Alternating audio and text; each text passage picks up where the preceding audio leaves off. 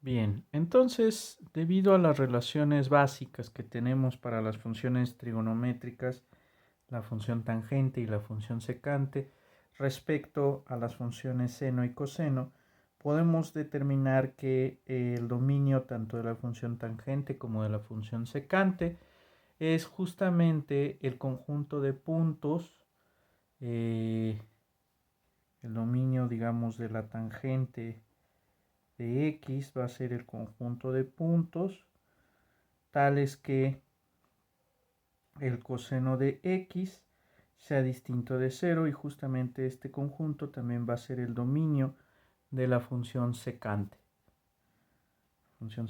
de x. Si ustedes se fijan, el comportamiento de la función tangente también va a ser un comportamiento completamente periódico. Ahora analicemos. La función coseno, como vemos, se anula justamente en los puntos de la forma 2k más 1 pi medios, tomando k en los enteros. Si tomamos k igual a menos 1, eso quiere decir que estamos considerando el punto menos pi medios, y si tomamos k igual a 0, estamos considerando el punto pi medios. Ahora fíjense que en el intervalo menos pi medios, hay un comportamiento peculiar de las funciones seno y coseno. En el caso del intervalo menos pi medios 0, el coseno es positivo mientras que el seno es negativo. En el caso del intervalo 0 pi medios, el seno y el coseno tienen el mismo signo. Si analizamos ahora el intervalo pi medios 3 pi medios, resulta ser que el seno y el coseno, otra vez de la misma manera que teníamos en menos pi medios 0, tienen signos opuestos, mientras que en el intervalo pi 3 pi medios, ambas funciones van a tener el mismo signo. Eso quiere decir que el comportamiento de la función tangente y la función secante en el intervalo menos pi medios se va a repetir de manera periódica en intervalos de la forma 2k menos 1 pi medios, 2k más 1 pi medios. Entonces basta con analizar en el caso de la función tangente qué sucede en el caso del intervalo menos pi medios. Habría que analizar a ver qué sucede en el caso de la función secante, porque la función secante depende únicamente del coseno. Pero bueno, analicemos el caso de la función tangente. En el caso de la función tangente, conforme vamos tomando un valor, entonces aquí tenemos en menos pi medios, no podemos definir a la función, ni tampoco podemos definir a la función en el valor pi medios. Pero conforme vamos acercándonos a menos pi medios por la derecha, la función coseno se va haciendo 0, mientras que la función seno se mantiene aproximándose al valor menos 1. Entonces, si nosotros hiciéramos el experimento numérico con una calculadora y dividiéramos un valor fijo, en este caso pues vamos a decir menos 1, y lo dividiéramos entre un valor cada vez más pequeño, es decir, más cercano a 0, nos daríamos cuenta que ese valor se va haciendo cada vez más grande. Como tienen signos contrarios, ese valor va a tener signo negativo. En consecuencia, habría que especificarlo ya de manera formal en el contexto del concepto de límite, pero conforme vamos aproximándonos a menos pi medios, el valor de la tangente cada vez se hace más grande. Posteriormente, cuando alcanzamos el valor 0, si ustedes se fijan, el seno vale 0, mientras que el coseno vale 1. Por lo tanto, en 0, la función tangente vale 0. Y después, conforme nos vamos aproximando a pi medios, ambos valores tienen el mismo signo. Estaremos dividiendo un valor fijo, en el caso del seno, entre un valor cada vez más cercano a 0.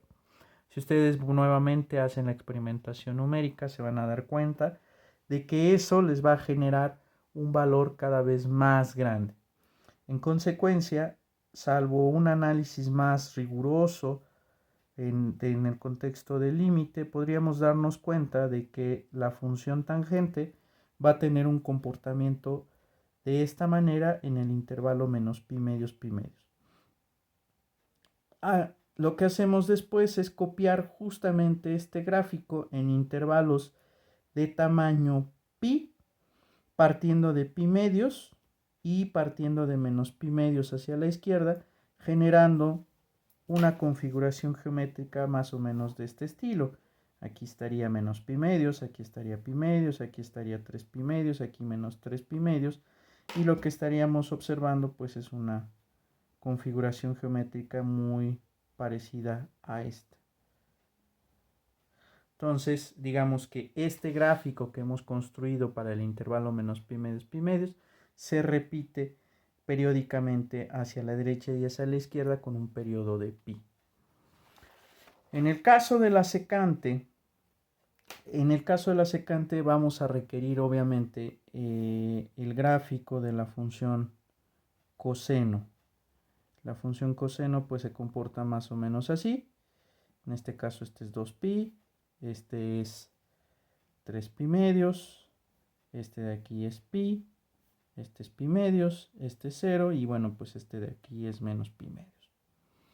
Entonces, en el intervalo menos pi medios, no podemos definir a la función secante ni en el valor pi medios ni en el valor menos pi medios. Ahora, en el caso de que el ángulo sea 0, la función secante vale 1.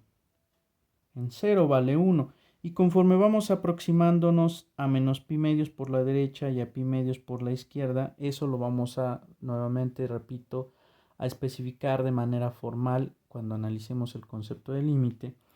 Si tomamos un valor fijo, que en este caso es 1, y lo dividimos entre un valor cercano a 0, lo que vamos a darnos cuenta, si ese valor cercano a 0 es positivo, es que vamos a obtener un número muy grande con signo positivo. Entonces vamos a tener un comportamiento más o menos parecido a este, conforme nos vamos acercando a pi medios. Bueno, aquí tengo un error de gráfico. Lo que sucede es que este gráfico se va pegando cada vez más a esta recta en pi medios, y lo mismo en el caso de menos pi medios.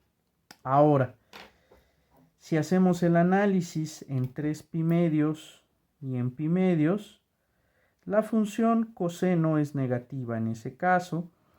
En pi, justamente en el valor pi, la función vale menos 1.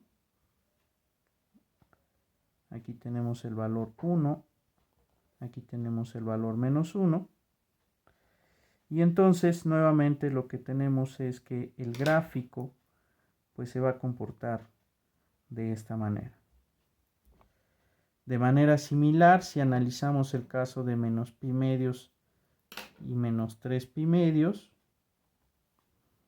en el caso de menos 3 pi medios, si colocamos por aquí el valor menos pi, el coseno nuevamente se va a comportar de manera simétrica y se va a comportar de una manera muy parecida al caso del intervalo pi medios 3 pi medios. Se espera en consecuencia que en el intervalo 3 pi medios 5 pi medios el comportamiento sea como este, y así sucesivamente de manera periódica. Les dejo a ustedes como ejercicio analizar el comportamiento geométrico de la función cosecante y de la función cotangente, que es muy parecido al caso de las funciones tangente y secante. Ahora, en la literatura comúnmente vamos a analizar otro tipo de funciones. Entonces, en la literatura comúnmente la función exponencial se presenta de una manera prácticamente axiomática, aceptando su existencia y lo que son todas sus propiedades. Y muchas veces en esos textos no se da una idea intuitiva de lo que sucede en el caso de exponentes irracionales, por ejemplo. O sea, a nosotros nos gustaría analizar qué sucede en el caso en que yo tuviera, por ejemplo, algo de la forma 3 a la raíz de 2, o si es posible definir 4 a la pi, objetos de esas características. Entonces, la idea de esta construcción que vamos a presentar a lo largo de estos videos es dar justamente una idea completamente rigurosa de lo que significa la función exponencial. Una construcción de estas características, es decir, una construcción completamente formal, se presenta usualmente después de haber estudiado lo que son los conceptos del cálculo integral, construyendo primero lo que se conoce como la función logarítmica como una integral definida. Dicha construcción, además de ser una herramienta relativamente sofisticada, esconde en alguna medida la naturaleza de la función exponencial. Lo que nosotros también pretendemos en este curso es hacer una construcción con las herramientas que tenemos, una construcción elemental, eh, utilizando exclusivamente la teoría de sucesiones y las propiedades que tenemos de los números racionales. Vamos entonces a utilizar también en esta construcción de la función exponencial las expansiones decimales que hemos estudiado en sesiones anteriores, y vamos a definir justamente este símbolo, el valor a la r, donde a es simplemente un valor real positivo y r pertenece a los reales. Entonces, lo que nosotros pretendemos es justamente construir lo que se conoce como funciones exponenciales para todos los casos posibles. Hasta este momento, lo que nosotros sabemos hacer y no da mucho problema desde un punto de vista intuitivo es definir el concepto de la función exponencial evaluada en valores naturales.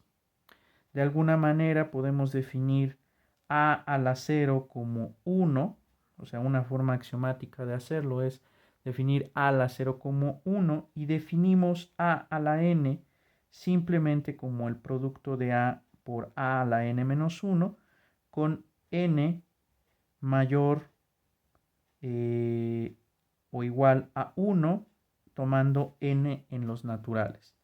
Entonces, desde un punto de vista intuitivo, queda clarísimo que considerar a la n es multiplicar a por sí mismo n veces. Esta, digamos, sería una definición recursiva de una función exponencial evaluada en un número natural.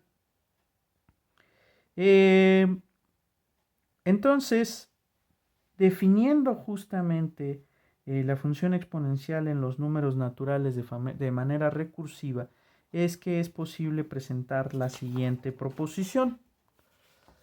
Entonces, presentamos la siguiente proposición.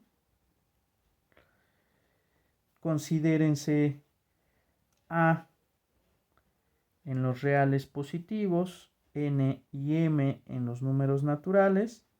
Entonces, a la m por a la n lo podemos definir como a la n más m.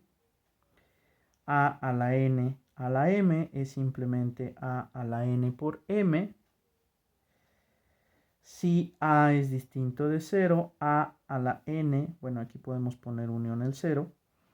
A la n entre a la m es igual a la n menos m, con n mayor que m.